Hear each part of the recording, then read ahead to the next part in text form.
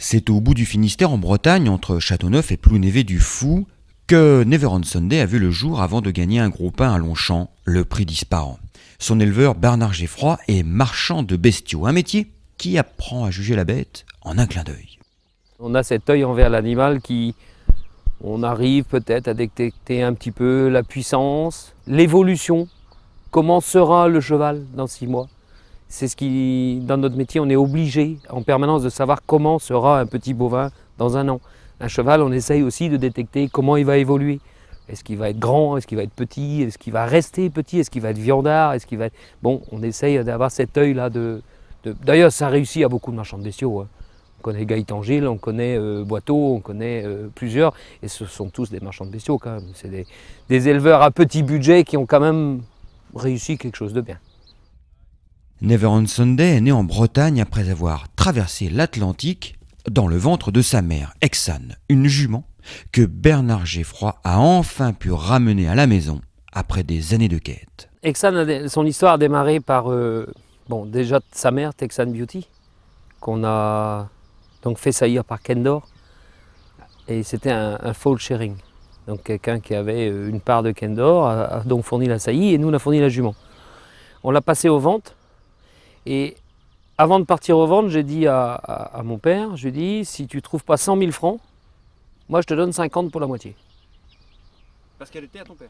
Elle était à mon père, en foal sharing, elle était moitié. Donc je lui ai dit, tu la rachètes et puis je te donne 50 000 pour la moitié. Et il a trouvé qu'elle lui est restée à 90 000 francs. Donc il l'a ramenée et je lui ai racheté la moitié, 50 000 francs. Donc on l'a exploité, on l'a mis chez Pantal et on l'a vendu à Jean-Louis Bouchard. Jean-Louis Bouchard a essayé de courir l'Easted, avec Pascal Barry, ils ont dû être placés de groupe, 4e de groupe 3. Après, ils l'ont vendu pour les États-Unis. Et nous sommes allés 2 fois aux États-Unis essayer de l'acheter pleine. Elle était au catalogue et quand on arrivait, elle n'était pas présentée. Et la 3e fois qu'on l'a vue au catalogue, on surveillait donc le catalogue de Kinland, j'ai appelé un courtier français qui était toujours là-bas et c'est là qu'il me l'a acheté pour 30 000 $. Pas cher. Pas trop cher, non. Et à l'intérieur, il y avait Never on Sunday. Ah oui, parce qu'elle était pleine. Elle était pleine de Sunday Break. Donc on l'a ramené, on a fait naître le poulain ici. Et donc son premier poulain né en France, c'est le Never on Sunday. Et là, elle est pleine donc de New aux poches. Voilà, c'est une histoire longue, on est retourné la chercher. On voulait avoir... Il y avait 3 sœurs. Si vous voulez, Texan Beauty a donné 3 filles. Et on en avait 2 et on voulait la 3e, bon, on est allé la chercher. Puis Exane, on y croyait, c'était une bonne jument de course. M. Pantal nous avait toujours dit que c'était une super jument de course. Maintenant, on y croyait. Et puis plus la chance un peu. Moi, c'est mon premier achat, Texan Beauty est mon premier achat yearling à Deauville. Je suis allé au box, après qu'elle soit passée sur le ring.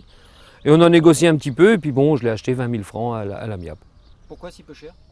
Petite, très petite. 1,56 m yearling, ponette, rein court, bien faite, mais une petite ponette. Mon père, quand il est rentré dans le box, il me dit bah, t'as acheté un poney? Bah oui, je dis j'ai acheté un poney, mais tu vas prendre un bout. Bah oui, je vais prendre un bout du poney. Et puis voilà, l'affaire est partie comme ça. Et donc qui a engendré ce qu'on sait, quoi. Texalina, Shendor, Texanero, Texaluna et Exane évidemment pour commencer.